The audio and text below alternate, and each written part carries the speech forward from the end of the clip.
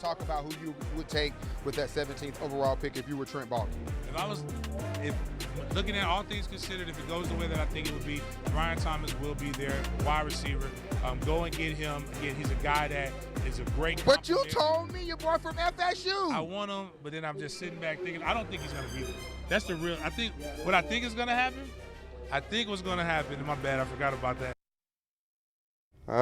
First Coast Sports analyst James Coleman called it kind of. He's here now. You know, James, first and foremost, you did call it. Then you allowed me to persuade you. What has your mama taught you about having a mind of your own? Oh, man, you got to definitely have one. But I got to go with my guys. I love my Florida State guys. I would have loved Jared Verse. My sons they had already picked out that Jared Verse Jaguar jersey.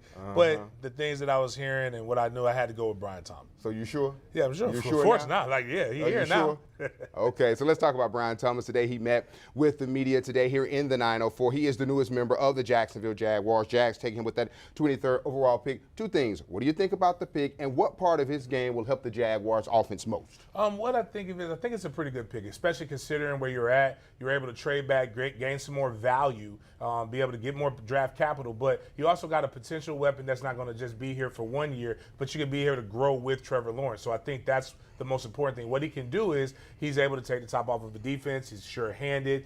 He can make incredible catches, and he knows how to find the end zone. One of the things last year, when we think about what happened with the Jags, that Calvin Ridley connection, could never get it in the end zone, especially throwing the ball just a yard outside of it. But I think this is a guy that can keep his feet and be able to score those touchdowns for you. So last night we saw in the first round the most offensive guys selected ever in the first round. Let's talk defense. We know what the other teams did in the AFC South. Titans, they got Ridley. The Texans went with Stephon Diggs to go with those talented wide receivers that they already have. Jaguars have a selection in the second round. Defense corner, and if so, what guy? You definitely want to go with that. I think it's my most refreshing beverage from growing up. We're going to go with Kool-Aid. Just get some Kool-Aid, get Alabama corner right there. Sure-handed, definitely is able to play man, be able to play the zone, played in big games. One of those guys that you want. And if you think about what the Jags were able to do a couple years ago and how that guy is now the top corner with Tyson Campbell, you went and got a guy from the SEC again. You got Kool-Aid from Alabama. You know, if Nick Saban can't do anything else, he's going to create great corners and great wide receivers. What flavor Kool-Aid? I'm red all day. That's how we used to say it. Not cherry, but I red. don't know what the flavor is. All right, let's move on. Let's talk about now defensive tackle. You like the guy Tavondre Sweat. Yes, I'm out of Texas. Actually ran a pretty good 40. I believe it was 5'2". Big man is out there moving.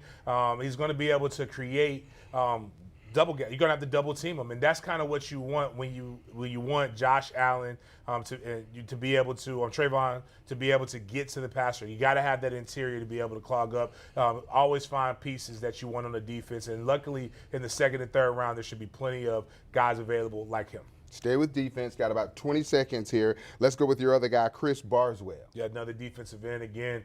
Coming from Alabama, just a guy who we want to be able to get pressure. You can never have too many defensive linemen and pass rushers, and that's just really where I would focus on this day 2 of the draft. So defense, cornerback, and we're going to address the defensive level because we all know in this league you have to be able to win the line of scrimmage. And particularly in the AFC South, when you see how the offenses have just gotten so much better, you've got to be able to get them off the field and be able to stay on the field. You did your best job of scoring points yesterday. Today, we have to be able to get those guys in 3-and-out situations so that we can be able to win the AFC South. All right, James, the 2024 NFL Draft continues tonight here on ABC 25, rounds 2 and 3, and the First Coast Sports team will be all over it on air and online. Then be sure to join us tonight right after the NFL Draft. Now, coming up tonight, all new at 6, why football is not Brian Thomas Jr.'s only love. That's all new at 6. Red Kool-Aid, that's all right, brother. I knew you were my guy. We're back after this.